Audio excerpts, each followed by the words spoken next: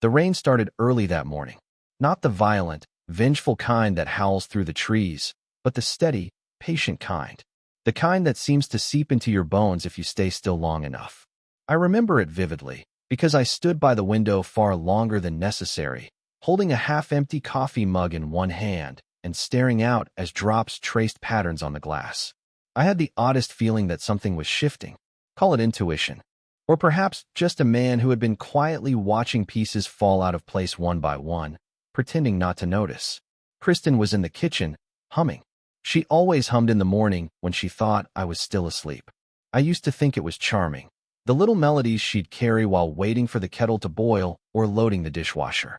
But lately, those hums felt different, deliberate, like she was filling the silence with something too cheerful, too performative. I listened to the sound of her bare feet moving across the tile, and then the click of the cupboard as she reached for a plate. Pancakes again. She always made pancakes on Mondays.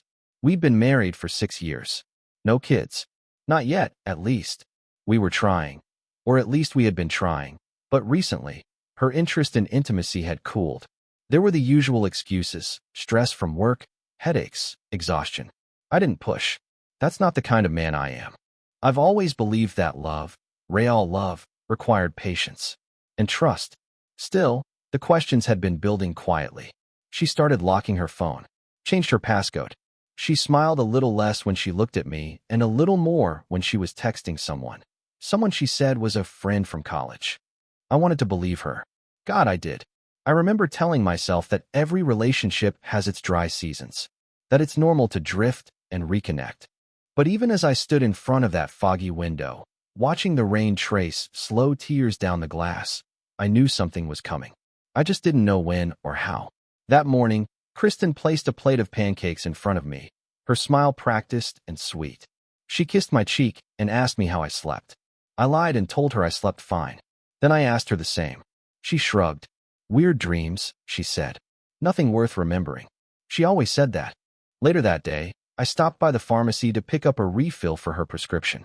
We weren't talking about anything serious, just something for her thyroid. The pharmacist, a young woman with tired eyes and a name tag that said Emily, pulled up the record and asked, "Same insurance as last time?" I nodded absently.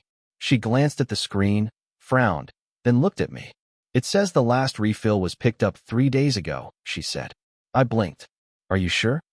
Emily turned the screen toward me. There it was. Kristen's name. Date: 3 days ago. Pickup confirmed. I thanked her, left the pharmacy, and sat in my car for 15 minutes staring at the dashboard. Why would Kristen pick up her prescription without mentioning it to me? And why would she act like she hadn't? I brushed it off, telling myself maybe she forgot. People forget things. But something about it nagged at me. It wasn't just the medication. It was the careful humming, the nervous glances, the way she kept her phone face down every time we were together. 2 days later, it was something else. She left her laptop open on the dining table. She never did that. She'd always been oddly territorial about her devices, even before the distance between us started. I wasn't planning to snoop. But when the screen lit up as I walked by, I saw the name Marshall in the top corner of an open email draft. Marshall. I'd never heard her mention that name. I didn't read the email. I didn't touch a thing. I just stared at the screen, heart pounding, and walked away. Something told me that if I crossed that line, if I opened that message, it would change everything. Maybe I wasn't ready for the change. Maybe I still hoped it was nothing. But nothing was turning into something. Slowly, methodically, undeniably. They say betrayal doesn't announce itself. It doesn't burst in through the front door waving flags. It creeps in through the cracks, soft and silent. Like rain. And I was starting to feel wet. I don't believe in coincidences. That might sound paranoid, but life has taught me that patterns, however faint, always have a source. And the name Marshall wasn't one that appeared out of nowhere. If it had been Ashley or Diane, her girlfriends from college, I wouldn't have given it a second thought. But Marshall? I ran that name over in my head the rest of the day. Marshall. It didn't feel random. It felt weighted, familiar in a distant, unsettling way.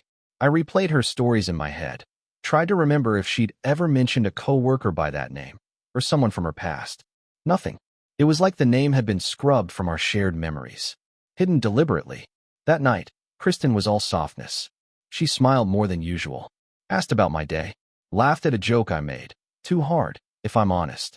She even suggested we order takeout and watch that documentary she'd been meaning to see for weeks.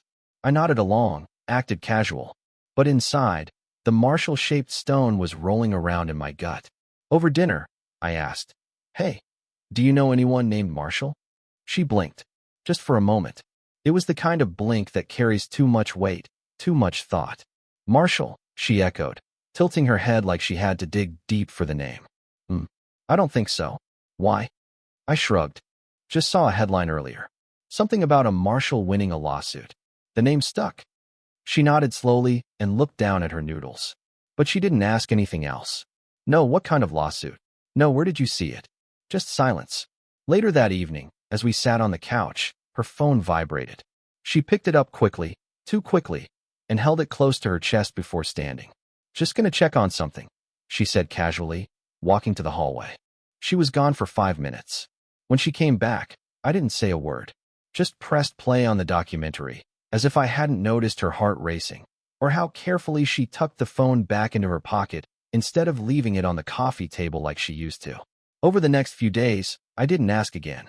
I didn't bring up the name, didn't snoop, didn't pry. I played the role of the trusting husband so well, I almost believed it myself. But the thing about quiet men, people think we're not paying attention, that our silence means oblivion. In truth, our silence is a weapon. And mine was getting sharper by the day. The next Sunday, Kristen said she was going to visit her sister 2 towns over. She said she'd be back by dinner. I nodded, smiled, kissed her forehead. "Drive safe."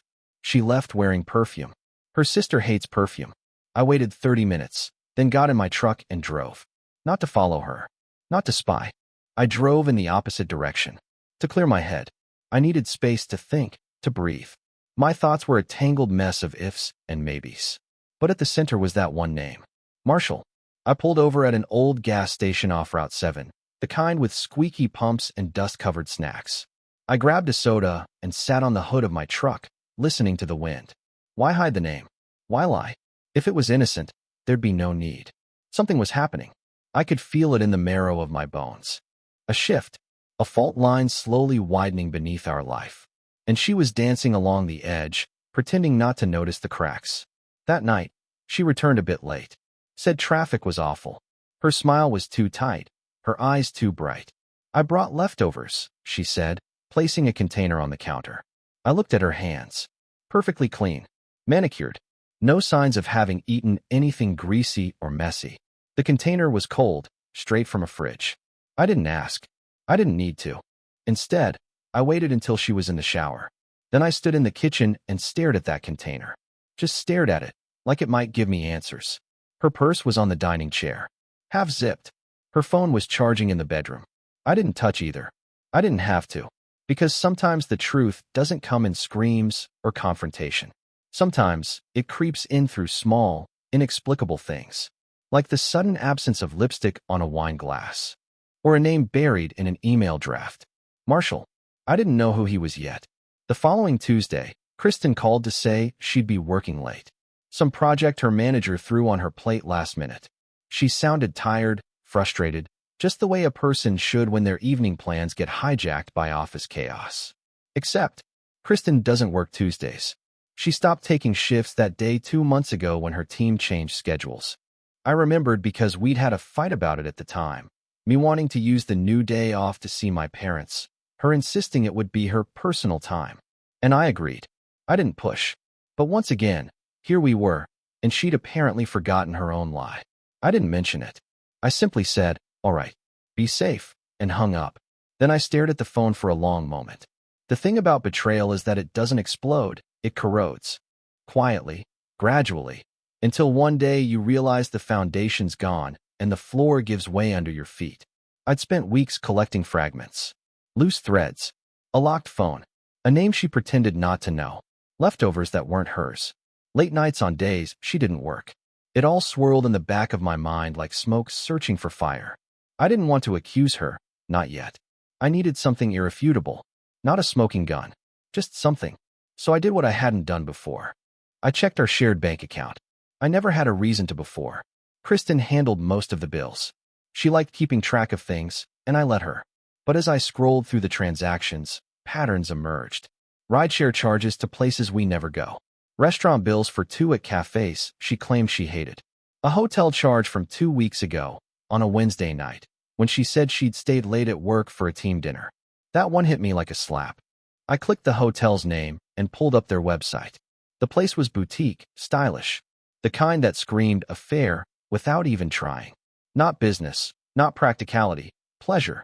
Still, I said nothing. At dinner, she talked about her coworker's baby shower, laughed about some awkward dance their boss had done. Her smile was effortless. Her hands moved like waves as she spoke. You wouldn't know she was lying. But I did. Because the whole time she was talking about work, I couldn't stop picturing that hotel room. Not what happened there, but that she chose it. That she paid for it with our money. She leaned over and kissed me goodnight later, same as always. And I kissed her back. But a part of me didn't come with me to bed that night. It stayed downstairs, sitting in the dark, sifting through every red flag I had ignored in the name of love. The next morning, I waited until she was gone to work, real work this time, and pulled out the old wooden box from my closet. Inside were old letters, birthday cards, and a few photos from when we first met. One stood out. Kristen on a pier, summer wind in her hair, laughing. In her hand was a drink, and on the table next to her was a hand that wasn't mine. I'd always assumed it was a stranger, just some tourist passing by. Now, I wasn't so sure. I turned the photo over. Santa Monica, June 2014, she'd written. That was the year we'd met. She told me she was single then. But this picture, she looked too comfortable, too connected to the hand next to her. I did something I hadn't done in years. I logged into my old email account, the one I hadn't used since before our wedding. I searched for anything, an old registration, a forgotten newsletter. And there it was, buried in the spam folder, a LinkedIn update. Marshall J. has started a new position. My heart thudded once. I clicked the name. The profile photo showed a tall, well-dressed man in his early 30s. Real estate agent. Based in our city. We had one mutual connection. Kristen. No last name needed now. Just Marshall J. My hands curled slowly around the sides of the laptop. The world didn't shatter. It just tilted slightly. Enough to let me see things I'd missed. Her mood swings. Her sudden craving for old playlists. The days she came home humming songs I'd never heard before. Maybe they were his. I leaned back in my chair and stared at the ceiling. The truth wasn't just rising, it was reaching, tapping on the windows, slipping under the doors. But I wasn't ready to confront her. Not yet. I wanted to know how deep this ran. Was it new? Was it old? Had she always loved him? Or had she simply grown tired of me? I had to know the difference. Because only one of those I might be able to forgive. There are things you notice only in hindsight. The small details. The silences. The way a kiss lingers a second too short. Or how she turns away in bed just a little faster than she used to. By the end of that week, I had memorized Marshall J.'s entire profile. Not just where he worked, his education, the neighborhoods he sold homes in, the community events he attended. He posted pictures occasionally. Selfies with clients. Group shots with fellow agents. And one photo, for months old, that made the blood in my veins feel like ice water. There, at the edge of the frame, partially blurred but unmistakable, was Kristen. Same dress I'd seen hanging in our closet. Same necklace I had given her on our 4th anniversary. She wasn't the focus of the photo, but she was there. Her hand was resting on Marshall's shoulder, lightly, like the touch was unconscious. But not unfeeling. I didn't save the image. Didn't screenshot it. I just stared at it for 5 full minutes. Then I closed the laptop. That night, we went to dinner with friends. An old couple we'd known since our early years of dating. Kristen played her part perfectly. Laughing, smiling, telling stories. She leaned into me when she laughed. She touched my hand when the check came. She was Kristen, the Kristen everyone else saw. The one who still wore her wedding ring with ease. But I was watching the gaps now. Watching how she moved, what she avoided. She didn't mention her week. She didn't ask about mine. Her eyes flinched slightly every time someone mentioned honesty or trust. Subtle things. So small they'd be missed by anyone not looking. But I was looking. After dinner, we drove in silence for a few blocks. She spoke first. You've been quiet lately. I glanced over. Her eyes were on the road, but her fingers gripped her clutch too tightly. Work's been heavy, I said. Long days. She nodded slowly. Yeah, mine too. But she didn't ask about it. Not really. The conversation floated in the silence like smoke. There, but never solid. We got home. She went to bed early. Said she was tired. I stayed up, staring at the living room wall, sipping a glass of water I didn't really want. And I made a decision. I wouldn't confront her. Not yet. I didn't need to scream or accuse or throw names into the air. That wasn't me. That wasn't how I dealt with things. Instead, I would wait. Wait for her to tell me. Or wait for the crack to finally split the wall. The next day, a small moment gave me pause. Kristen had left her purse on the hallway bench. Nothing unusual about that. But her phone, her ever-guarded, always locked phone, was sitting next to it. Unlocked. Open. She had stepped into the bathroom. I don't know what possessed me. Maybe it was the way she'd been humming to herself all morning, almost too brightly. Maybe it was the photo. Maybe it was just the silence between us growing heavier by the hour. I reached for the phone. The screen was on a message thread. No name, just a phone number. A long string of messages. The last one read, "You make me feel like I'm 20 again. I needed that. Last night was perfect. Let's do it again soon. X." I scrolled up. There were no explicit details. Nothing crude. Just familiarity. Comfort. Laughter in written form. Shared jokes. Talk of old movies they both liked. A text about a beach trip they'd taken before everything got complicated. I didn't need to see more. I set the phone back down, exactly how I found it, and stepped outside. I stood on the porch for 10 minutes, letting the cold air fill my lungs. She was still in love with him. Or maybe she never stopped being in love. Maybe I was the interruption. The placeholder. The quiet, dependable man who made her feel safe when her heart was with someone else. And yet, despite everything, I didn't hate her. Not yet. I wanted to. I wanted to feel anger. Fury. Something big enough to drown out the betrayal. But all I felt was numb. Like I was watching my own life from the outside. She came out of the bathroom humming again, walked past me, and smiled. "Let's do brunch tomorrow," she said. "Sure," I replied. Because what do you say to a woman who's already halfway gone? Brunch the next day was quiet. We went to a small place downtown, one she used to love. It had a courtyard with string lights and hanging plants. The kind of place where every table had a little vase of fresh flowers and soft jazz played in the background. Kristen wore a blue dress I hadn't seen in months. She looked radiant, calm, as if the past few weeks hadn't happened at all. But I knew better. She ordered French toast. I got black coffee and eggs I didn't touch. I watched her cut her food into perfect little bites, watched her lips form polite smiles as she talked about a new podcast. Something about psychology, patterns in human behavior. It was ironic, really, listening to her dissect emotions and theory while she buried her own in silence. I nodded in all the right places, smiled when she expected it. I even laughed once. But my mind wasn't on the conversation. It was on the silence, the growing void between us. When the check came, I reached for it, but she stopped me. "I've got it," she said, her tone playful. I raised an eyebrow. "You're buying me breakfast now?" "Sure," she replied, almost too fast. Just being nice. But she never offered to pay. Not once in 6 years. Kristen was generous, yes, but she had patterns. Small things that remained consistent. This was new. And like everything new in the past 2 months, it felt calculated. We walked back to the car in silence. She looped her arm through mine, like she used to. Her head tilted slightly against my shoulder. From the outside, we looked like any couple, enjoying a slow Sunday morning. But inside, my heart was a frozen lake. Still, cracked, dangerous. As I pulled out of the parking spot, she turned to me and asked something strange. "If you ever wanted to start over," she said, "do you think you could?" I kept my eyes on the road. Start over with what? Anything. Life. Work. Us. It was the first time she'd mentioned us in weeks. I didn't answer right away. I could feel her eyes on me. "I think it depends," I said slowly. "On what?" "On whether what we had was real to begin with." The silence that followed was louder than any argument we'd ever had. She didn't press, just looked out the window and stayed quiet the rest of the drive. That night, I found her sitting on the edge of the bed, scrolling through her phone. The same guarded look in her eyes. Like she was balancing between two worlds, unsure which one would fall first. She didn't notice me watching. She smiled faintly, her thumb pausing over a message before deleting it. Then she locked the phone and set it aside. "You okay?" I asked. She looked up, startled.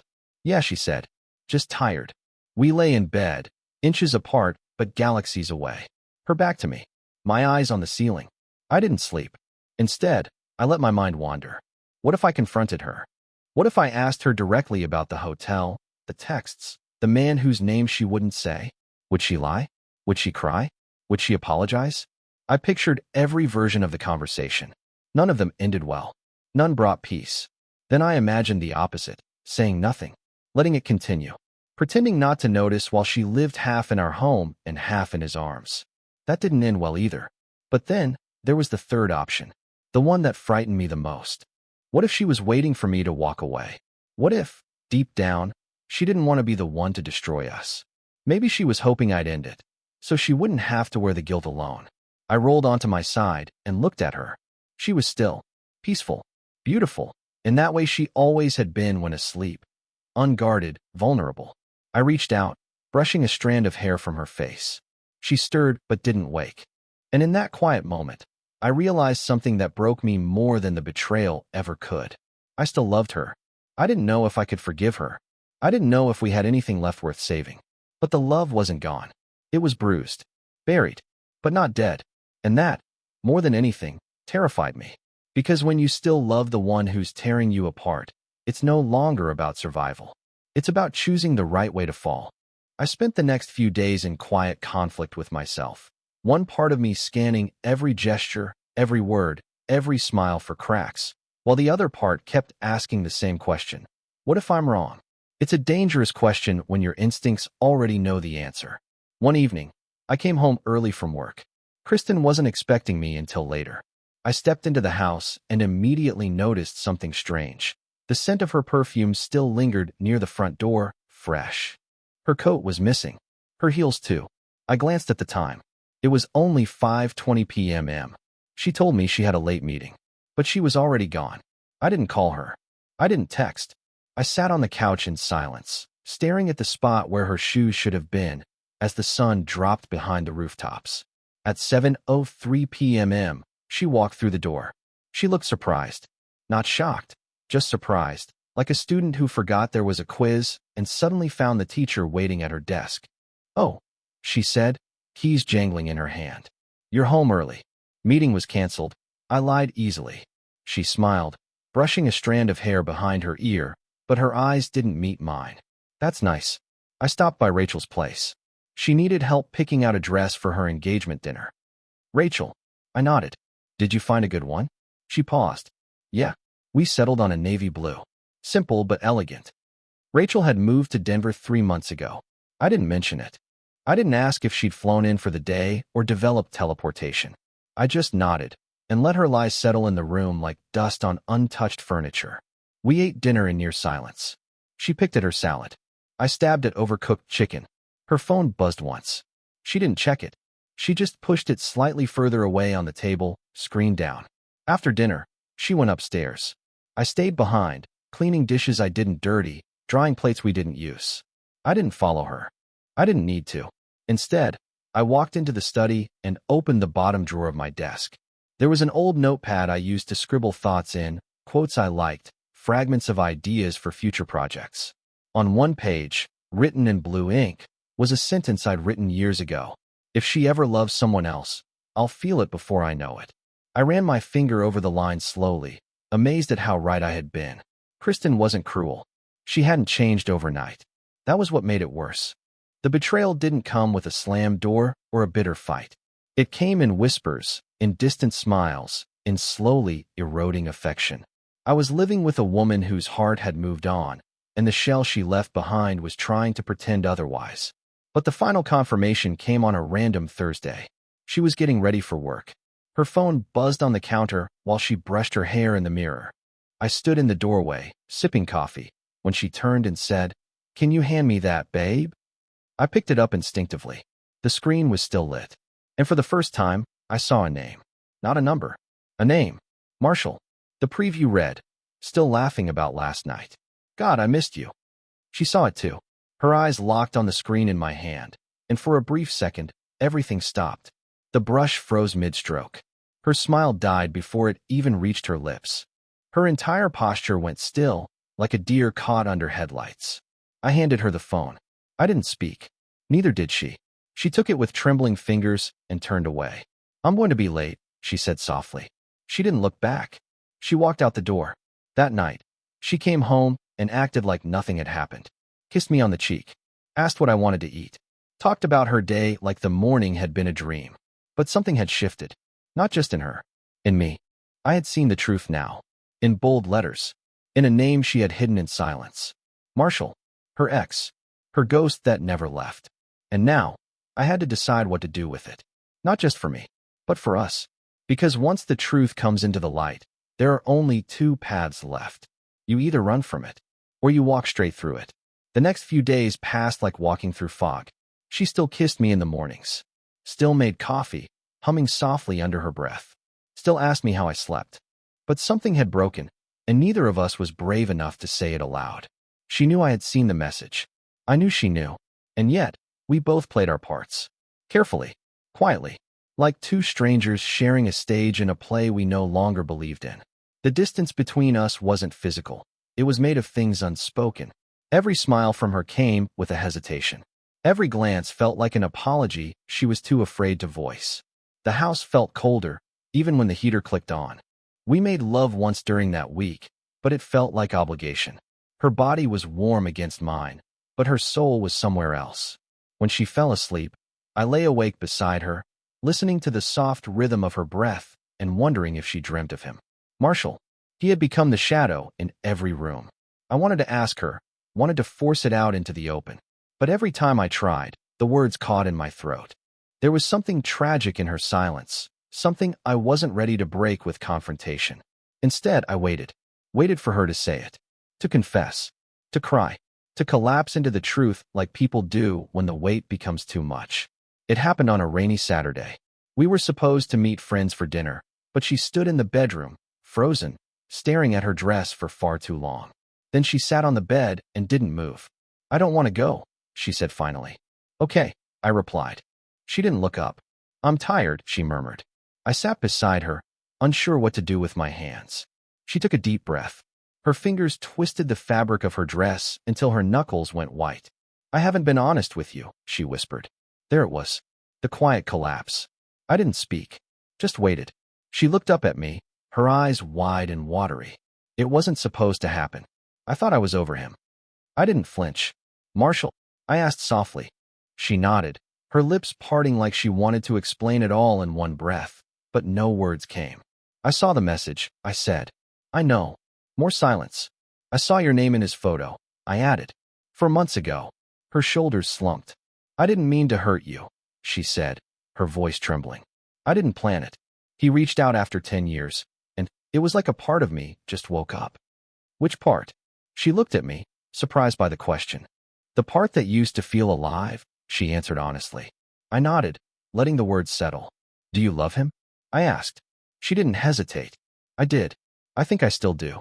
But I don't know what that means anymore. I studied her face, every detail I had memorized over 6 years. This wasn't a stranger. This was the woman I loved, who had shared 1,000 mornings with me, who laughed at my worst jokes, who once cried in my arms because she thought she couldn't have children. Did you ever love me? I asked quietly. She didn't answer right away.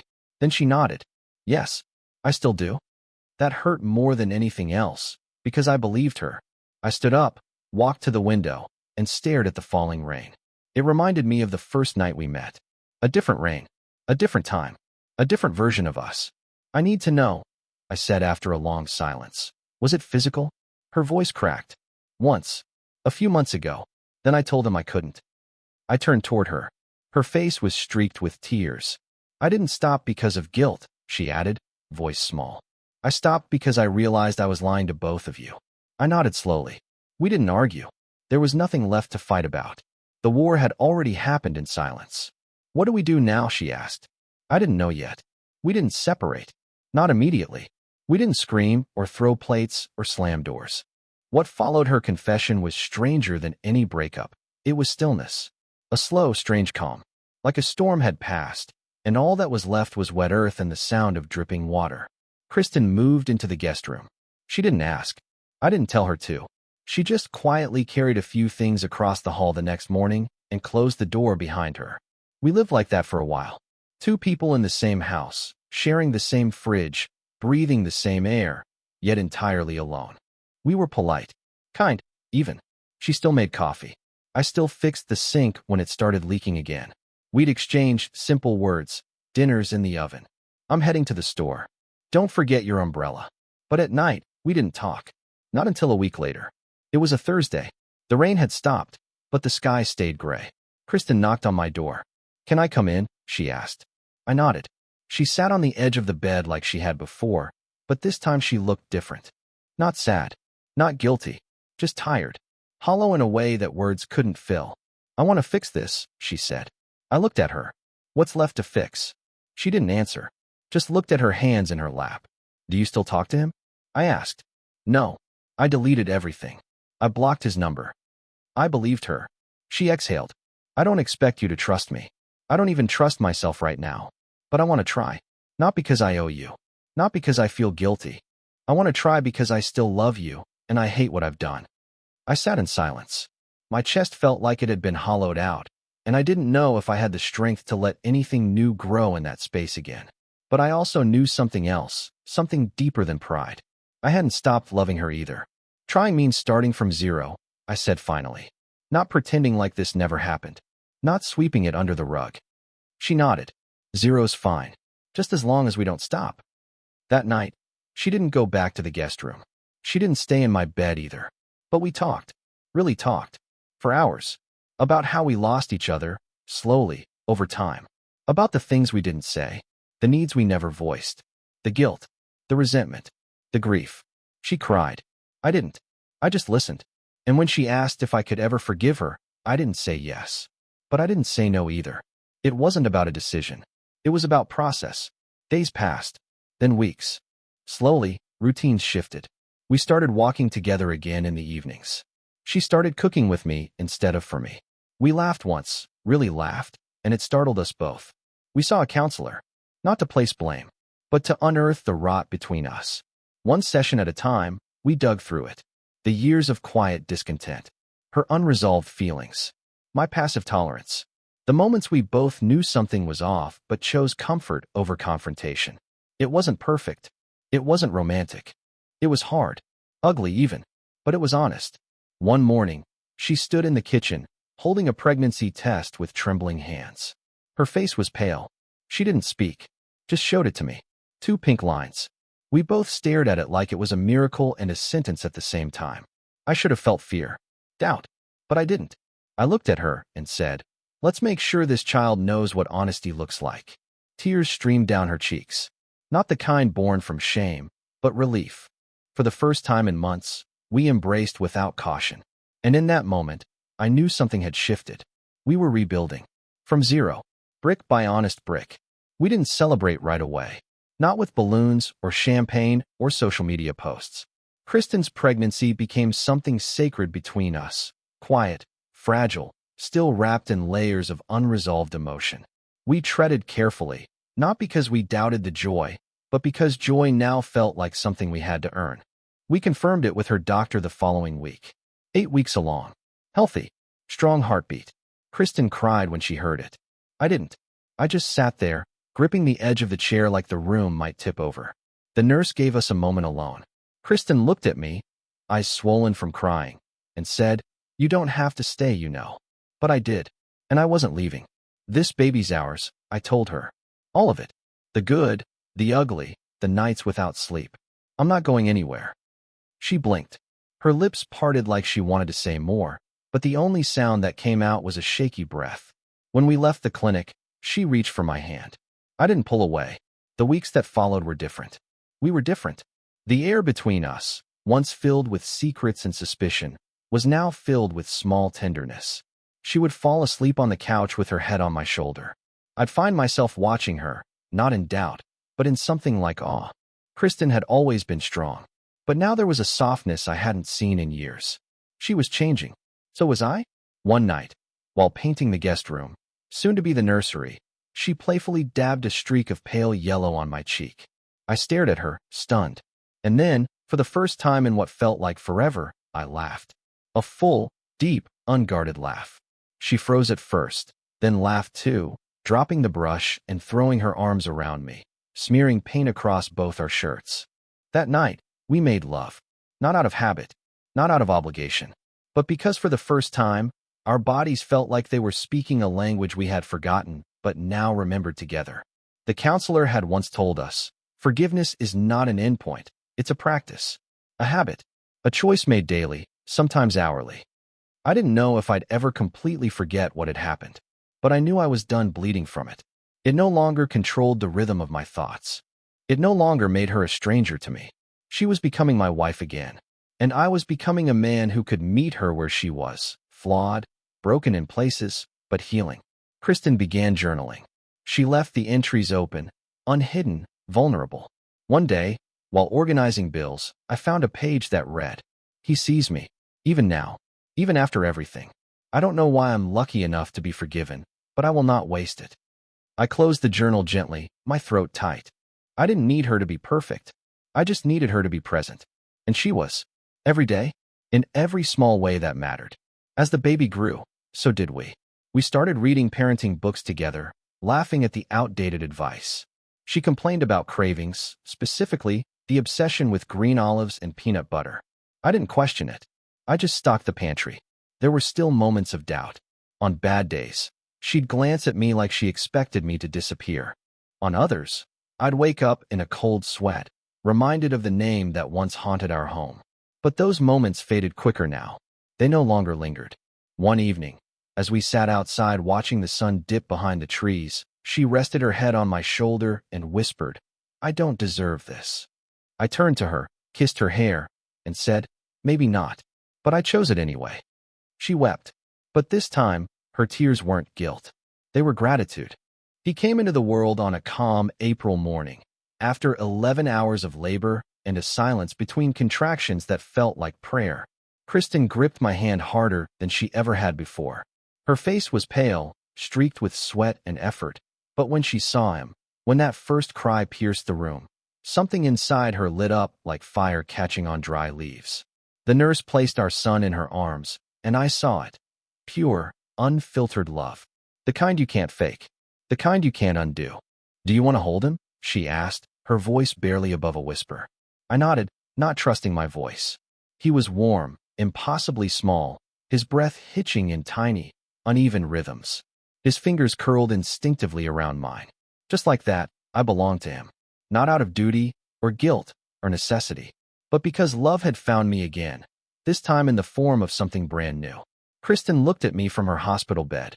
"Still no regrets?" she asked, eyes wide and unsure. I shook my head. Not even one. We named him Samuel. Not after anyone. Just a name that felt like forgiveness. The weeks that followed were a beautiful kind of chaos. Diapers. Sleepless nights. Feedings at 3 a.m.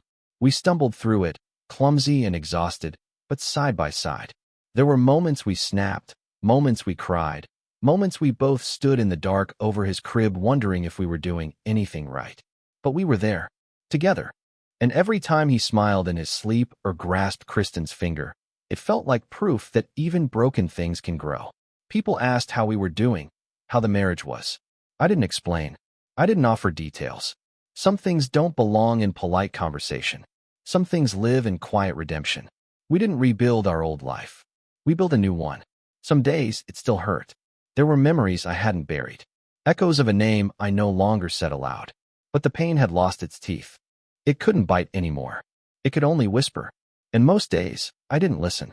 Kristen changed in ways I never expected. Not just because of motherhood, but because she refused to waste the second chance. She showed up. In every conversation. Every gesture. Every time she stood beside me, bleary-eyed and unshowered, rocking Samuel at dawn, I saw a woman fighting for more than redemption. She was fighting for us.